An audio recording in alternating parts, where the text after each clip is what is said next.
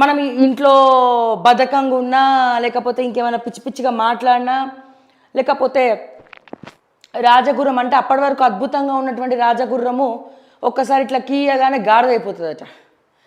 So ఇట్లా ఉంది మన రేవంత్ అన్న తీరు, ముఖ్యమంత్రి రేవంత్ రెడ్డి గారి తీరు. మరి ముఖ్య మంత్రణాలో హిందూ దేవుళ్ళని దూషించినటువంటి ముఖ్య కంత్రణాలో అర్థం అవ్వట్లేదే. నిజంగా India is a secular country. కుల మత భేదాలు లేకుండా అందరూ కూడా సస్యశ్యామలంగా హిందూ ముస్లిం బాయ్ బాయ్ అనుకుంటూ, అట్లాగే ప్రతి ఒక్క మతాన్ని కూడా కలుపుకపోతాం. అట్లాగే ఒకరి మతాన్ని ఒకరు దూషించుకోవద్దు. ఎవరి మతాన్ని వాళ్ళు గౌరవించినప్పుడే అది సెక్యులర్ కంట్రీ అవుతుంది. ముఖ్యమంత్రి స్థాయిలో ఉన్నటువంటి ముఖ్యమంత్రి రేవంత్ రెడ్డి గారు హిందూ దేవుళ్ళను ఉద్దేశిస్తూ పిచ్చి పిచ్చి వ్యాఖ్యలు చేయడం ఏంటి? ఇదే ఒక ముస్లిం దేవుణ్ణి మీరు అనగలుగుతారా? ఒక క్రిస్టియన్కి సంబంధించినటువంటి జీసస్ హల్లెలూయా అని మీరు అనగలుగుతారా? అంటే మీరు ఇంకా పదవిలో ఉంటారా? ఉండగలుగుతారా? ప్రతిసారి ప్రతి ఒక్కడికి కూడా ఫ్యాషన్ అయిపోయింది.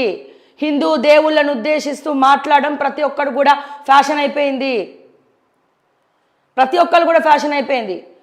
ఎవరెవరో పిచ్చి పిచ్చి వాళ్ళందరూ మాట్లాడుతూ ఉంటే ఒక అర్థం ఉన్నది.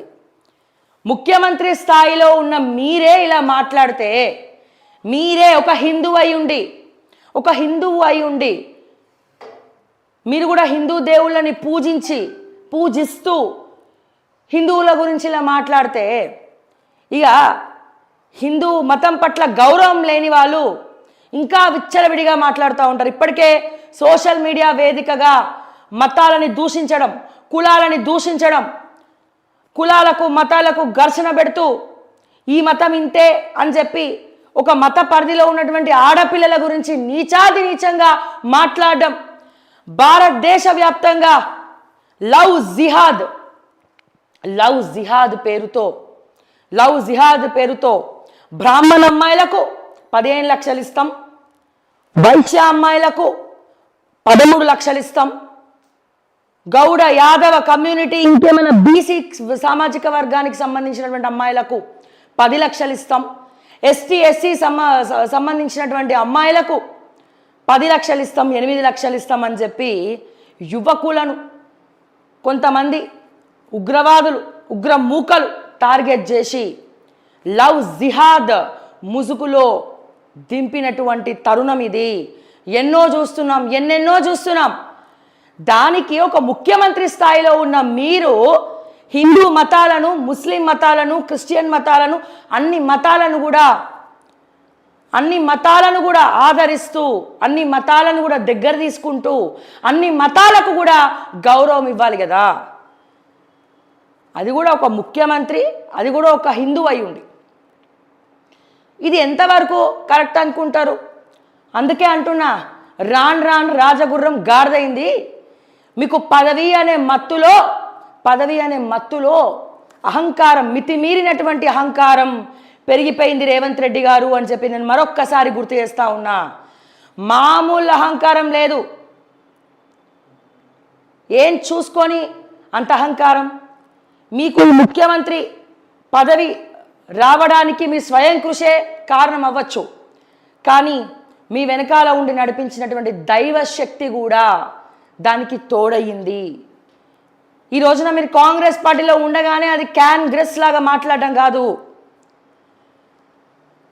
ఇష్టం వచ్చినట్టు వ్యాఖ్యలు చేయడం కాదు, ఏం మాట్లాడాలో ఎలా మాట్లాడాలో పదే బూతులే మాట్లాడేటువంటి ముఖ్యమంత్రి ఈ మధ్యనే మారిండు. అరే జరా ఆలోచించి మాట్లాడుతున్నాడు అని అనుకునే లోపల ఏదో ఒక కాంట్రవర్సీకి దారితీసి మిమ్మల్ని మీరే తిట్టించుకునేలాగా చేస్తున్నారు కదా. దీన్ని ఏ రకంగా చూడాలి? మితిమీరినటువంటి అహంకారం. ఈ అహంకారం పెనుభూతం. అహంకారంతో కళ్ళు నెత్తికెక్కితే ప్రజలు ఆ దైవం బుద్ధి చెప్పి ఎక్కడి నుంచైతే ఎదిగినవో మళ్ళీ అదే పాతాళంలోకి తొక్కుతారు. తస్మాత్ జాగ్రత్త అని నేను రేవంత్ రెడ్డి గారికి చెప్తా ఉన్నా.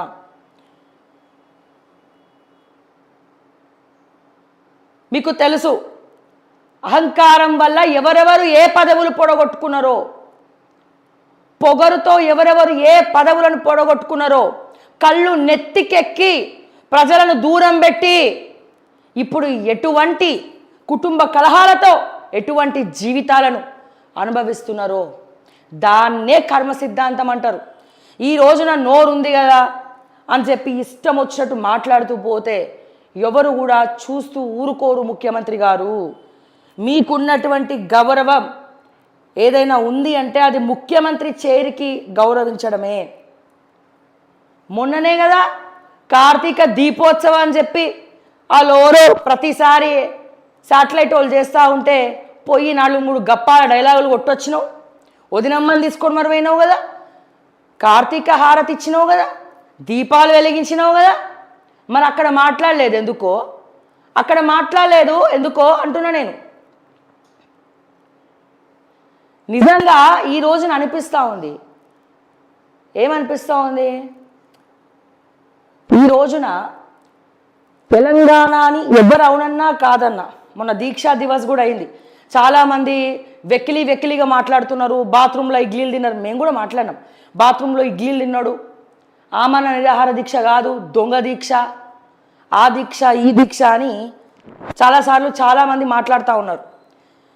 కానీ నేనేమంటున్నా అంటే దొంగ దీక్షలు చేసిండో, బాత్రూంలో ఇడ్లీలు తిన్నాడో, వడలు తిన్నాడో, పులిహోర తిన్నాడో, ఏదో ఒక జిమ్మిక్కులు చేస్తేనే కదా రాజకీయం చేసిండుగా.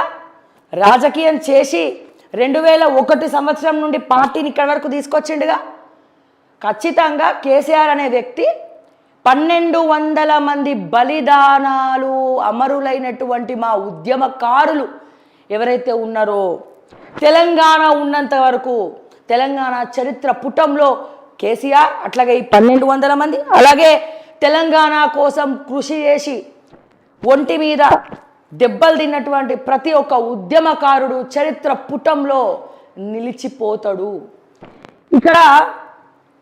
ఇక్కడ ఒకటి అనిపిస్తూ ఉంది, బోనాలు వచ్చినా, బతుకమ్మ వచ్చినా, తెలంగాణ ప్రభుత్వం అధికారంలోకి వచ్చినప్పటి నుంచి, రాష్ట్రం సపరేట్ అయినప్పటి నుంచి కేసీఆర్ ముస్లింలను ముస్లిం కమ్యూనిటీకి చేయాల్సింది చేసిండు. రంజాన్ సెలబ్రేషన్స్ కావచ్చు, క్రిస్మస్ కావచ్చు, ఆ తర్వాత హిందూ దేవుళ్ళ విషయానికి వస్తే పూజలు, యజ్ఞాలు, హోమాలు, ఆ తర్వాత ఎక్కడ మన ఏమంటాం యజ్ఞాలు, హోమాలు, పూజలు, ఇది మాత్రమే కాదు, ప్రతి పండగ వచ్చినా ఎక్కడ కూడా ఏ లోటు లేకుండా పండగలని కూడా అద్భుతంగా చేసిండు. అందరినీ సమానంగా చూసిండు కేసీఆర్.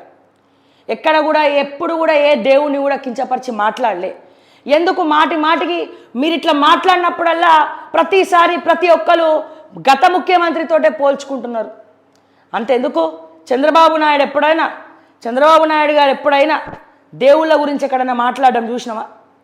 ఎప్పుడన్నా ఒక చిన్న వ్యాఖ్యానన్నా చేయడం మీరు చూసిండ్రా? నాకు ఊహ తెలిసినప్పటి నుంచి అయితే నేను ఒక మాట కూడా వీళ్ళు తప్పుగా మాట్లాడము మేము ఎప్పుడు కూడా వినలేదు.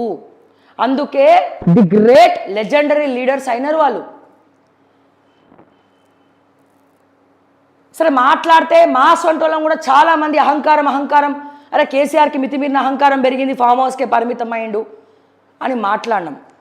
కానీ ఈ అహంకారంతో ఎప్పుడు దేవుళ్ళని దూషించలేదే. ఎప్పుడు కూడా ఒక మాట ఎవరిని ఏ దేవుడి గురించి కానీ, ఇటు ఏ కమ్యూనిటీ, నాట్ ఓన్లీ హిందువులు ఒక్కటే కాదు, అటు ముస్లింలను కానీ, క్రిస్టియన్లను కానీ, హిందూ దేవుళ్ళని కానీ ఎప్పుడు కూడా ఎక్కడ కూడా కేసీఆర్ ఎక్కడ ముఖ్యమంత్రి స్థాయిలో ఉండి ఆయన నోరు జారలేదు. That is KCR.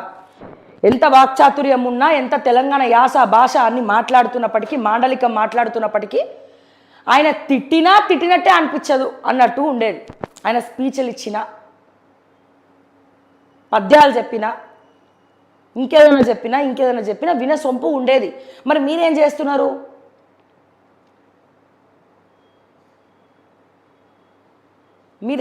మీరేం చేస్తున్నారు? ఎందుకు ఇట్లా దిగజారిపోతున్నారు రోజుకి?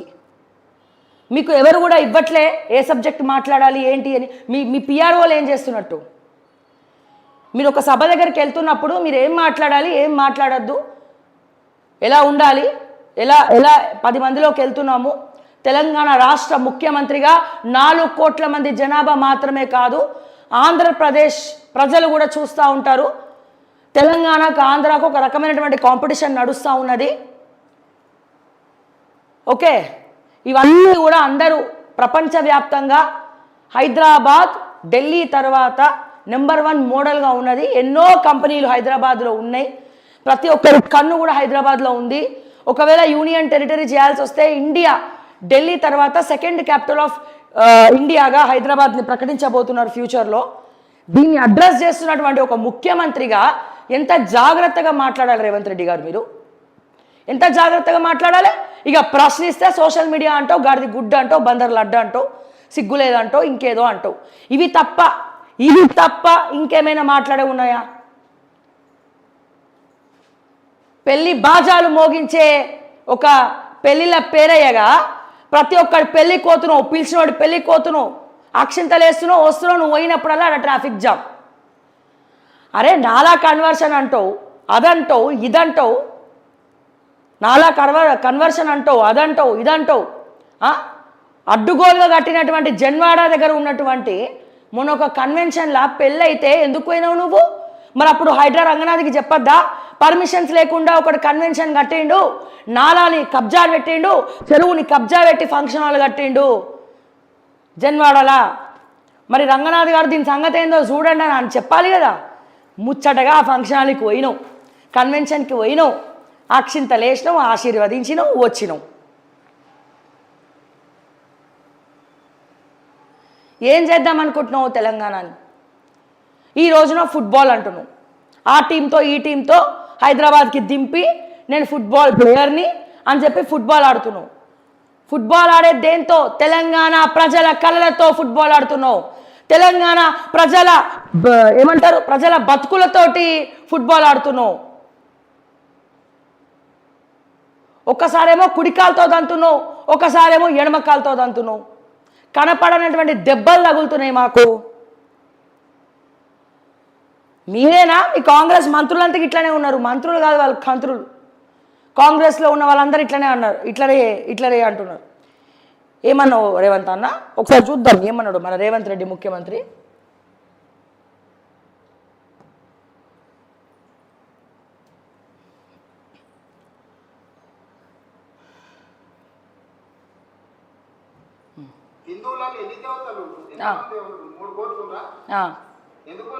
పెళ్లి చేసుకోవడానికి అమ్మకుడు ఉన్నాడు, 2 పెళ్లిళ్ళు చేసుకున్నాడు, ఇంకొక ఆయన దేవుడు ఉన్నాడు, మందు తాగేతలో కో దేవుడు ఉన్నాడు, ఎల్లమ్మ, పోషమ్మ, మైసమ్మ, కళ్ళు కొయ్యాలి, కోడి కొయ్యాలనే వాళ్ళకు, పప్పన్న తినే కూడా దేవుడు ఉన్నావునా? అన్ని రకాల దేవుళ్ళు ఉన్నారు. అన్ని రకాల దేవుళ్ళు ఉన్నారట. పప్పన్నం తినేటోళ్ళకో దేవుడు ఉన్నాడట. ఎన్ని దేవతలు? ఎంతమంది దేవుళ్ళు? 3 కోట్లు ఉన్నా? ఎందుకునే పెళ్లి చేసుకోవడానికి అమ్మకుడు ఉన్నాడు, 3 కోట్ల మంది దేవుళ్ళు ఉన్నారు. హిందువులకు దేవుళ్ళు ఎంతమంది ఉన్నా మా మూలం ఒక్కటే, సనాతన ధర్మం. ధర్మో రక్షతి రక్షిత. ఏ దేవుణ్ణి పూజించినా ధర్మాన్ని రక్షించమని చెప్తాడు. ఎన్ని అవతారాలు ఎత్తినా ఆ అవతారాలు ప్రజల ఆ కథని, అంటే ప్రాక్టికల్గా ప్రతి ఒక్క అవతారానికి ప్రతి ఒక్క అర్థం ఉంది, పరమార్థం ఉంది. ఈ తప్పు చేస్తే, ఇట్లా వ్యవహరిస్తే ఈ శిక్ష మీకు తప్పదు, ఇలా వ్యవహరిస్తే ఈ శిక్ష మీకు తప్పదని చెప్పి ప్రతి ఒక్క యుగములో ప్రతి ఒక్క అవతారంతో ప్రజలు, భక్తులు ఏ రకంగా నడుచుకోవాలి, ఏ రకంగా నడుచుకోవద్దో భగవద్గీత, రామాయణాలను స్ఫూర్తిగా తీసుకొని మనము ముందరికెళ్ళాలి. నీకు తెలియదా? అంటే ఈ రోజున పెళ్ళిళ్ళు కానోళ్ళే ఆంజనేయ స్వామిని పూజిస్తున్నారా రేవంత్ అన్న? పెళ్ళైన వాళ్ళు ఎవరు కూడా పూజించట్లేదా? మరి అట్లా అంటే చిన్నపిల్లలు శ్రీయాంజనేయం ప్రసన్నాంజనేయం అనగానే చిన్నపిల్లలు ఆంజనేయ స్వామి దండకం చదువుకుంటే సర్వశత్రుపీడ ఏవైనా సరే, మనకి శత్రువులు ఉన్నా, ఒక భయం ఉన్నా, ఒక ఆందోళన ఉన్నా, మనకే తెలియనటువంటి శక్తి ఇచ్చే దైవం, ప్రత్యక్ష దైవం ఆంజనేయ స్వామి. నీకు గనక చిత్తశుద్ధి ఉంటే ఆంజనేయ స్వామి ఇంకా హిమాలయాల్లో హిమాలయాల్లో తపోవనంలో చాలామందికి మానస సరోవరానికి వెళ్ళిన వాళ్ళందరికీ కొంతమందికి అక్కడక్కడ కనిపిస్తూ ఉంటారు. నీకు నిజంగా చిత్తశుద్ధి ఉంటే పోయి అడుగు.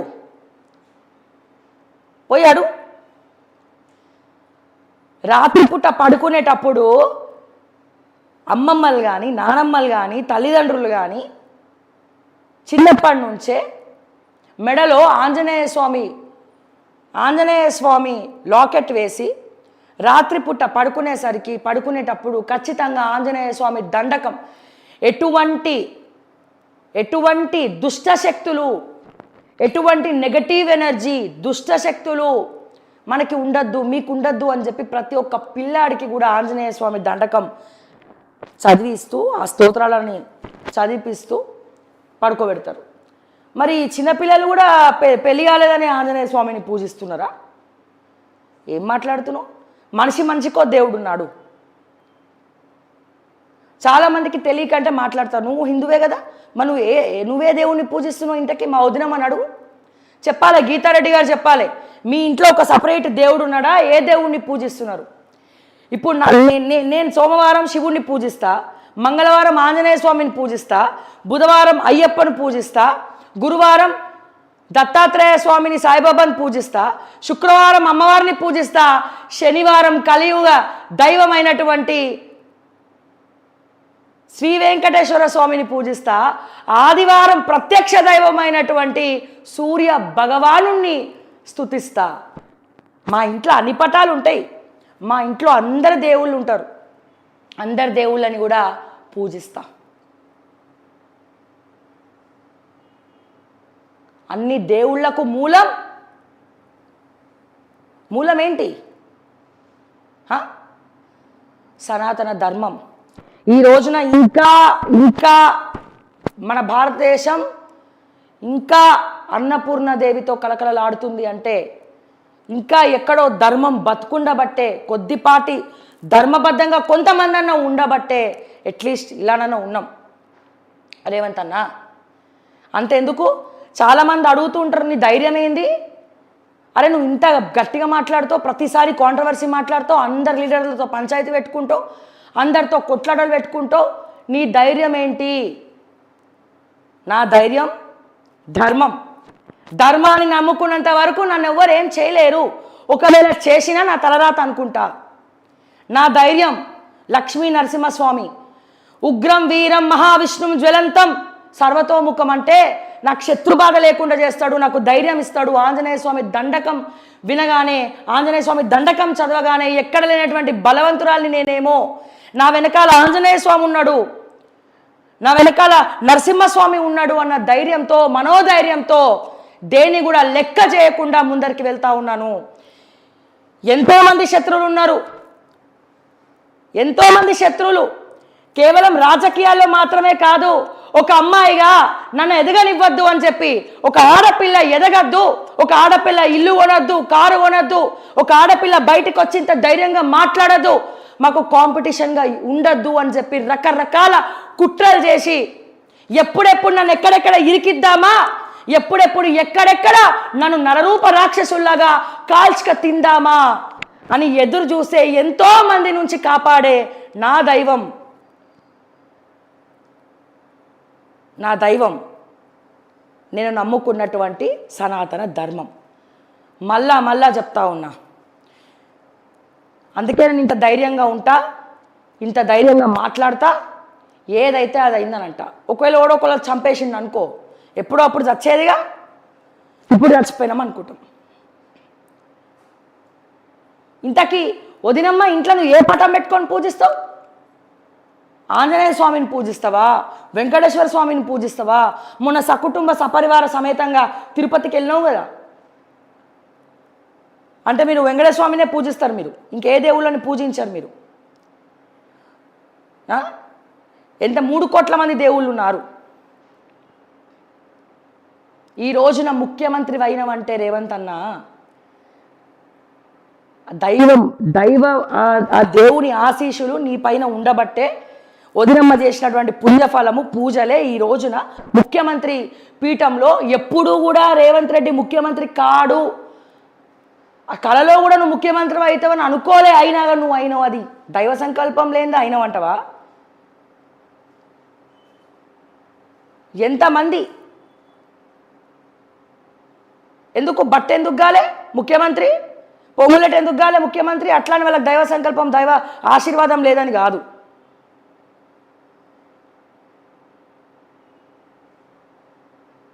మరి ఏ ఏ రకంగా చూస్తావు?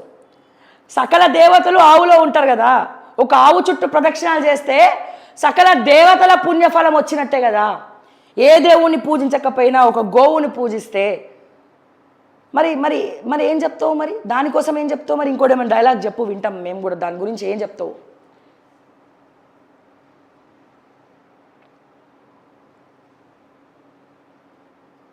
అరే కొంచెం అన్నా రేవంత్ అన్న బయటకు వచ్చి మాట్లాడేటప్పుడు ఆలోచించు, ఏం మాట్లాడుతున్నావు ఏంటి?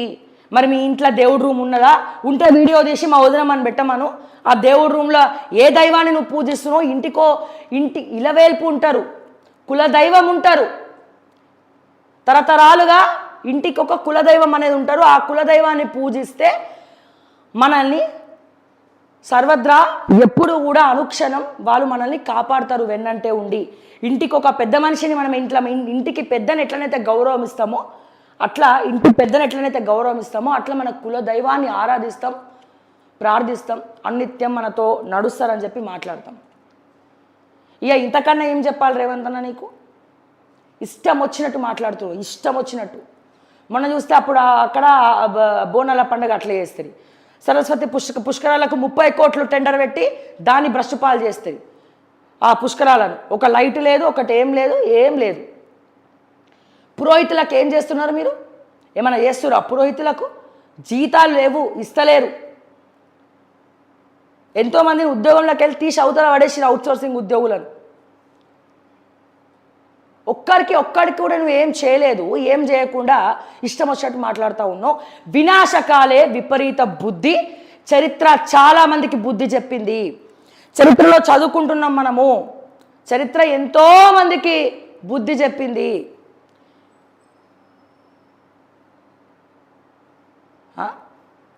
ఏడు కొండలు తిరుపతి 7 కొండలు తీసుకుపోయి ఎవరికో రాసిస్తే ఏదో జరిగితే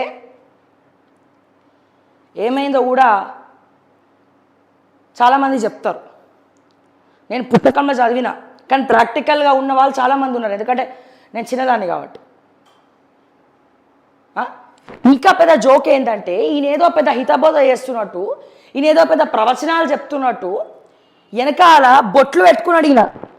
ఇతను బొట్టు పెట్టుకుండు, సునీతారావు బొట్టు పెట్టుకొని కింద కుంకుమ పెట్టుకుంది, ముసి నవ్వులు నవ్వుతుంది. ఏం రేవంత్ అన్న అట్లా మాట్లాడొద్దని చెప్పనీకి చేతనైతే లేదా వీళ్ళకి? వీళ్ళు వెనకాల కూర్చొని ఆయన ఏదో జోకులు వేస్తుండట, వీళ్ళు ఏదో వెనకాల కూర్చొని ముచ్చట్లు వేపుకుంటూ నవ్వుతున్నారట.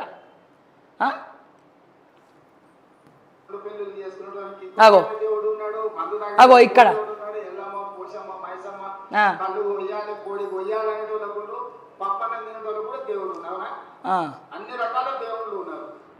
పప్పన్నం తినేటోడికి దేవుడు అంటే అర్థమైంది. పప్పన్నం తినేటోడు బ్రాహ్మణులు అంటున్నాడు. మరి బ్రాహ్మణులు అందరు దేవుళ్ళని పూజిస్తారు. మరి బ్రాహ్మణులే కాదు, అందరు పూజిస్తున్నారు. అందరు దేవుళ్ళని పూజిస్తారు. శివరాత్రి రోజు శివుడి పండగ జరుపుకోవట్లే, మనం శివుడిని పూజించుకోవట్లే. కార్తీక సోమవారం నువ్వు కార్తీక దీపోత్సవానికి ఎందుకు పోయినావు? మరి కార్తీక సోమవారం ఎవరిని పూజిస్తాం కార్తీక మాసంలో? మరి ఎందుకు పోయినావు దీపోత్సవానికి? ఉట్టిగా పిలిచి 2 బిల్డప్ ఇచ్చి మాటలు చెప్పొద్దాం పోయినారా మీరు? బిల్డప్ మాటలు చెప్దామని పోయినారా మీరు? ఈ రోజు నాకు గుర్తుపెట్టుకోండి, మీరు మితిమీరినటువంటి అహంకారంతో ఏదైనా మాట్లాడచ్చు, ఏదైనా చెయ్యొచ్చు అని చెప్పి మీరు మాట్లాడుతూ ఉన్నారు. ఏదైనా చేయొచ్చు, ఏదైనా మాట్లాడచ్చు అని మీరు మాట్లాడుతూ ఉన్నారు. కానీ ఇప్పుడు పరిస్థితి? ఇప్పుడు ముందు ఉంటుంది ముసళ్ళ పండగ. రేవంత్ అన్న ముందు ఉన్నది ముసళ్ళ పండగ. మాట్లాడితే మళ్ళీ కొంతమందిని తీసుకురావాలి మధ్యలో అన్నది ఏం లేదు. మీకు గుర్తుందో లేదో, మీ కాంగ్రెస్ పార్టీ కూడా ట్రోల్ చేసింది. కేటీఆర్ అసెంబ్లీ ఎన్నికల ముందు ఇంట్లో గణపతి పూజ జరుగుతూ ఉంటుంది, చెప్పులు వేసుకొని పూజలో, ఇంట్లో చెప్పులు వేసుకొని పూజలో పార్టిసిపేట్ చేస్తాడు. ఎవరు? కేటీఆర్. అంటే చాలామందికి ఉన్న డౌట్ ఏంటంటే కల్వకుంట్ల చంద్రశేఖరరావు గారికి కేసీఆర్కు ఉన్నటువంటి భక్తి కేటీఆర్కి రాలేదు, మళ్ళీ హిమాంశుకు వచ్చింది, కానీ కేటీఆర్కి మాత్రం భక్తి లేదు అని చెప్పి మాట్లాడతారు. అదే టైంలో ఆ చెప్పులు వేసుకొని, నాకు తెలిసి వినాయక చవితి అప్పుడో ఎప్పుడో, నాకు గుర్తులేదు ఎగ్జాక్ట్గా, మీ కాంగ్రెస్ సోషల్ మీడియా కూడా మొత్తం ట్రోల్ చేసి పెట్టిందిగా. చెప్పులు వేసుకొని కేటీఆర్ పూజ చేసిండు. కానీ ఏమైంది తర్వాత? అసెంబ్లీ ఎన్నికల తర్వాత పవర్ పోవడమే మాత్రమే కాదు, అనేక రకాల కాంట్రవర్సీస్ మధ్యలో కేటీఆర్ గారు ఇరుక్కున్నారు. అంతేకాదు, అంత పెద్ద యాదాద్రి కట్టిన కేసీఆర్, యాదగిరి గుట్ట కేసీఆర్ పోయినాడు, కేసీఆర్ సతీమణి పోయిండు, కవిత పోయింది, హిమాంశు కూడా పోయిండు. కానీ ఇప్పటి వరకు కేటీఆర్ యాదగిరి గుట్టకు పోలే, లక్ష్మీ నరసింహస్వామిని దర్శనం చేసుకోలే, ఇప్పటి వరకు కూడా పోలేదు. కేటీఆర్ అంటే దాని అర్థం ఏంది? పోవాలని నాకు మనసు రాలేదా? లేకపోతే పోవడానికి బండ్లో పెట్రోల్ లేదా, డీజిల్ లేదా, పోవాలనే సంకల్పం లేదా, లేకపోతే నరసింహస్వామి ఆశీస్సులు ఇంకా కేటీఆర్ అనుగ్రహం దక్కలేదా? ముఖ్యమంత్రి స్థానంలో ఉన్నటువంటి కేసీఆర్ గుడి కట్టిస్తే, రెనోవేట్ చేస్తే, యాదాద్రిని రెనోవేట్ చేస్తే, ఆయన యువరాజు అని చెప్పుకుంటారు, కాబోయే యువరాజు ముఖ్యమంత్రి అని చెప్పుకునేటువంటి వ్యక్తి అంత పెద్ద పైలట్ ప్రాజెక్ట్గా యాదాద్రిని కడితే అందరూ పోయినారు, ఈయన పోలే, ఇప్పటి వరకు కూడా పోలేదు. మరి మేబీ అందుకే ఈయన చికాకులేమో. దయచేసి ఈ వీడియో కేటీఆర్ గారు కూడా చూడాలని కోరుకుంటున్నాను నేను. అందుకే ఈయన చికాకులు, ఇన్ని కాంట్రవర్సీస్ కూడా ఉండొచ్చేమో మరి మేబీ. మరి ఎందుకు బలికిస్తున్నాడో, నా ద్వారా బలికిస్తున్నాడు. ఇప్పటివరకు పోలే కేటీఆర్, ఎప్పుడు కూడా యాదగిరి గుట్టకు పోలే, యాదాద్రికి పోయి దర్శనం చేసుకోలేదు. అంటే మనం అనుకుంటాం కానీ మనకే తెలియకుండా ఏదో ఒకటి మనల్ని అడ్డుకుంటుంది. సో ఇప్పుడు నేను చెప్తున్నా, నేను ఒక 4 సంవత్సరాల ముందు జీరో, ఏదో చేద్దాం ప్రయత్నిద్దామని అనుకున్నా. కానీ ఇప్పుడు కొద్దో గొప్ప ఉన్న ఖచ్చితంగా దైవ సంకల్పం ఉండబట్టే, ఆ దేవుడు ఆశీస్సులు ఉండబట్టే నేను ఇప్పుడు ఇక్కడ వరకు ఉన్నా. అది 100%. ఇప్పుడు మీరు చేసినటువంటి వ్యాఖ్యలతో మీరు మరింత దిగజారిపోయినారు. ఒకసారి మీరు ఏం ఎంత వెకిలిగా మాట్లాడుతున్నారు, వెనకాలన్న పెద్ద మనుషులందరూ ఎట్లా నవ్వుతున్నారో మరి వాళ్ళే చెప్పాలి. మీనాక్షి నటరాజన్ చూపియండి ఈ వీడియో ఒకసారి.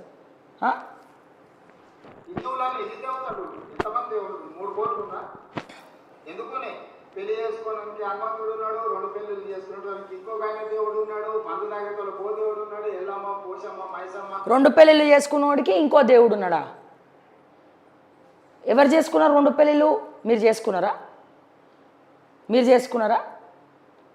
ఇంకోరన్నా చేసుకున్నారా? అంటే 2 పెళ్లిళ్ళు చేసుకున్న వాళ్ళందరూ లోకం మీద డైవర్స్ తీసుకొని ఇంకో పెళ్లి చేసుకునే వాళ్ళందరూ కూడా 2 భార్యలు ఉన్నటువంటి వాళ్ళని మరి పూజిస్తారా? మొన్న కార్తీక దీపోత్సవానికి పోయినావు, శివుణ్ణి పూజించినావు, వదినమ్మతో కూసును 2 దీపాలు పెట్టినావు. ఓకే, మరి శివుడు తలపై గంగా ఉంటుంది, అర్ధభాగమేమో పార్వతీదేవి గౌరీదేవి ఉంటుంది. మరి 2 పెళ్ళిళ్ళు చేసుకున్నావు అని చెప్పి ఆ స్టేజ్ మీద ఎందుకు మాట్లాడలే? మరి 2 పెళ్ళిళ్ళు చేసుకున్న వాళ్ళే మరి శివుణ్ణి పూజించాలా? 2 పెళ్ళిళ్ళు చేసుకున్న వాళ్ళే ఏడుకొండల స్వామిని పూజించాలా? మరి ఇప్పుడు తిరుపతికి కోట్ల మంది జనాభా, భారతదేశ వ్యాప్తంగా మాత్రమే కాదు, ప్రపంచవ్యాప్తంగా అమెరికాలో, యుఎస్లో, యూకేలో ఎక్కడెక్కడో ఉన్నోళ్ళు కూడా కలియుగ దైవమైనటువంటి శ్రీ వెంకటేశ్వర స్వామి దైవ దర్శనానికి వస్తున్నారే. మరి వాళ్ళందరూ కూడా 2 పెళ్ళిళ్ళు చేసుకున్న వాళ్ళే పోయి ఆడ దర్శనం చేసుకుంటున్నారా?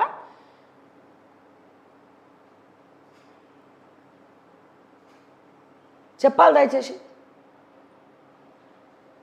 మరి మొన్న వదినమ్మని తీసుకొని నువ్వు కూడా తిరుపతి పోయినావు కదా, మీ మనవన్ని కూడా ఎత్తుకొని మరి పోయినావు కదా రేవంత్ అన్న, మరి నువ్వు కూడా 2 పెళ్ళిళ్ళు తెచ్చుకునే పోయినావా? అందుకే వెంకటేశ్వర స్వామిని నువ్వు పూజించినవా? ప్లీజ్ వదినమ్మ దయచేసి మీరు ఏం అనుకోవద్దు, ఓకే? బాగా మాట్లాడుతున్నాం మేము. తిరుపతి దర్శనానికి పోయినావు కదా రేవంత్ అన్న,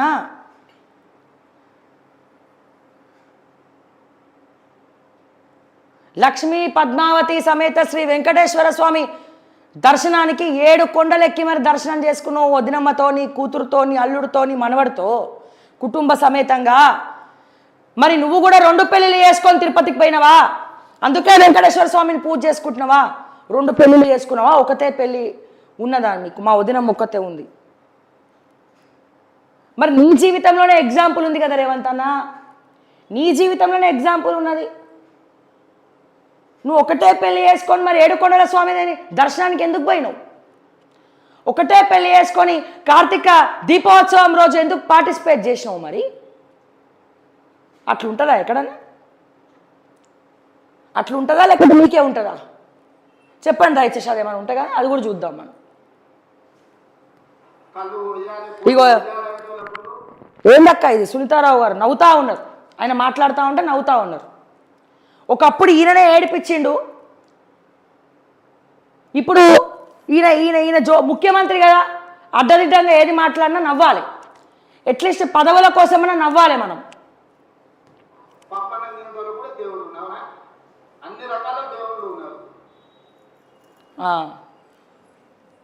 మరి దీనికి మా వదినమ్మ చెప్పాలి దయచేసి బయటికి వెళ్ళేటప్పుడు, ఏవండి ఏవండి ఇగో ఈరోజు ఇట్లా మాట్లాడండి, ఇట్లా మాట్లాడద్దు అని చెప్పి దయచేసి చెప్పాలి. లేకపోతే ఇగో ఇట్లనే ఉంటుంది కథ. ఇగో నేను ముఖ్యమంత్రి ఇట్లా మాట్లాడతారు. ఎవరైనా ముఖ్యమంత్రిగా ఉన్న మీరు, హుందాతనం అనేది హానరబుల్ చైర్కి మాత్రమే కాదు ముఖ్యమంత్రి గారు, మనం మాట్లాడే ప్రతి మాట కూడా హుందాతనంగా ఉండాలి. బా ఏం మాట్లాడిండ్రా బై రేవంత్ రెడ్డి అని అనుకోవాలి. నేను కూడా ముఖ్యమంత్రి కాగానే నాకు మస్తు మంది మీద కోపం ఉండే, రూమ్ లేచి కట్టె తీసుకొని అంటిపోయి దగ్గర కొట్టాలని కోరుకుండే. కొట్టే అవకాశం వచ్చినప్పుడు ఆలోచన చేయడం మొదలుపెట్టింది. ఇట్లా కొట్టి మనం మన సమయం ఎందుకు వృధా, మన మన మన శక్తిని అంతా ఎందుకు వేస్ట్ చేసుకోవడం అని. నాకు కూడా రేవంత్ అన్న 6 గ్యారెంటీలు ఇస్తాం 6 గ్యారెంటీలు ఇస్తాం అని ఉత్తుత్తి పలుకులు పలికినటువంటి మేనిఫెస్టోలో పెట్టినటువంటి ఆ సునీల్ కనుగోలుని తీసుకొచ్చి కూడా బాగా కొట్టాలి ఉంది రేవంత్ అన్న, ఓకే? కమిషన్లు తీసుకుంటున్నట్టు మీ డిప్యూటీ ముఖ్యమంత్రి గారు ఉన్నారు కదా, కమిషన్లు తీసుకుంటున్నారు. ఈ రోజున గ్రామ పంచాయతీలకు నిధులు లేవు, బిల్లులు లేవు, రైతుల పంట పొలాలకు రాబడి లేదు, వరి కొంటలేరు, పత్తి కొంటలేరు, రైతు భరోసా ఇస్తలేరు, ఒంటరి మహిళా పెన్షన్లు ఇస్తలేరు, వికలాంగుల పెన్షన్లు ఇస్తలేరు, నిరుద్యోగ భృతి ఇస్తలేరు, ఉద్యోగాలు ఇస్తున్నామని చెప్పి చెప్పుడు తప్ప ఉద్యోగాలు ఇస్తలేరు, ఎలక్ట్రిక్ స్కూటర్స్ ఇస్తలేరు, ఫీజు రియంబర్స్మెంట్లు ఇస్తలేరు, మా అవుట్సోర్సింగ్లకు జీతాలు ఇస్తలేరు, మా స్టాఫ్ నర్సులకు జీతాలు ఇస్తలేరు, మా రిటైర్ అయిన ఉద్యోగులకు రిటైర్మెంట్ పెన్షన్లు ఇస్తలేరు, మా ఉద్యమకారులకు 250 గజం ఇస్తామని చెప్పి ఆశ పెట్టినో ఇప్పటి వరకు దిక్కు లేదు. మరి మాకు కూడా కొట్టాలని ఉంది రేవంత్ అన్న, హామీలు ఇచ్చి మాట తప్పినందుకు పిచ్చ కొట్టుడు కొట్టాలని ఉంది. మరి ఎవరిని కొట్టాలి, ఎక్కడ కొట్టాలి జర చెప్పు. ముఖ్యమంత్రి కాకపోతే కొడతావు. అందుకే కదా మీ మీద బుల్లెట్ దింపిన కేసు కూడా ఉంది కదా, వికారాబాద్ జిల్లా కోర్టులోనే ఎక్కడో ఉన్నట్టుంది కేసు. అది లేదంట రేవంత్ అన్న కేసు. ఒక ఒక ఒక ఒక దళితుడిని దళితుడి భుజంలోకి బుల్లెట్ దూసుకపోయింది. ఫ్లాష్ బ్యాక్ ఒకసారి బుల్లెట్ తీసుకపోయింది. నీకు కావాలి, నీకు గుర్తు చేయమంటే ఆ కేసు వివరాలు కూడా తీసుకొస్తా. కానీ ఇంకా కోర్టు పరిధిలో నడుస్తుందిగా. అందులో మీ అన్నదమ్ముల పేర్లు కూడా A1, A2, A3, A4గా మీ 4 పేర్లు 3 పేర్లు ఉన్నాయి. కోపం వచ్చే కాల్చినవా? కోపం వచ్చేమో నా కొండా సురేఖ కూతురు వచ్చి ఇష్టం వచ్చినట్టు మాట్లాడింది కదా. రోహిన్ రెడ్డి గన్ను పట్టుకుంటూ డెన్లో కూర్చొని డెక్కన్ సిమెంటోని బెదిరించిండు, పిస్టల్ పట్టుకొని వచ్చిండు. అంటే కోపంతోనే పిస్టల్ పట్టుకొని తిరుగుతుర్రా మీరంతా టేబుల్ మీద పెట్టి? ఎవరిని కొడదామని పోయినా రోహిన్ రెడ్డి? ఏ భూమి కబ్జా చేద్దామని పోయిండా రోహిన్ రెడ్డి? ఏ లిటిగేషన్ భూముల పంచాయతీలు తెలుద్దామని పోయిండా రోహిన్ రెడ్డి గన్ను పట్టుకొని సుమంత్ని తీసుకొని? మీకు కలిసి వస్తే బెల్లం తింటారు, కలిసి రాకపోతే అల్లం నూరి నోట్లో పెడతారు. ఇదేనా మీ పంచాయతీలు? ఇప్పటివరకు దిక్కుమొక్కు లేదు. డీజీపీ శివధర్ రెడ్డి గారు చెప్పలే రోహిన్ రెడ్డి గన్ను పట్టుకొని తిరుగుతున్నాడు, బల్ల మీద గన్ను పెట్టి. ఆ కొండాపూర్ భూముల వెనకాల ఎవడున్నాడు? ఏ రెడ్డి ఉన్నాడు? హైడ్రా వచ్చి డెమాలిష్ చేసింది కదా కొండాపూర్లో. ఎవరున్నారు మరి? ఎవరున్నారని డెమాలిష్ చేశారు? మళ్ళీ ఇవన్నీ చేస్తున్నందుకు ఎవరిని కొట్టాలి, ఎక్కడ కొట్టాలి? తెలంగాణ ప్రజలు ఎవరిని కొట్టాలి?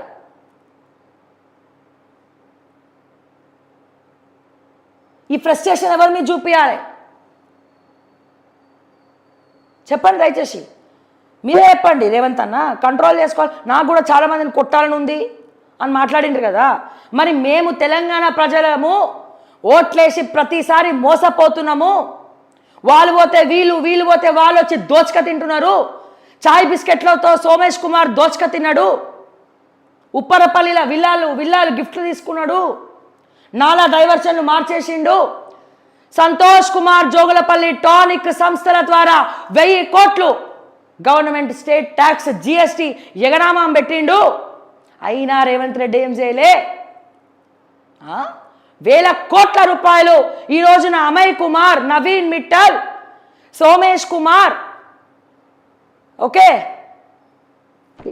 శరత్, ఐఏఎస్ శరత్, ఇంకా చాలామంది ఉన్నారు. నీచాది నీచంగా, క్రూరారే క్రూరంగా మా తెలంగాణని దోచుక తిని సింగరేణి శ్రీధర్ ఉన్నాడు.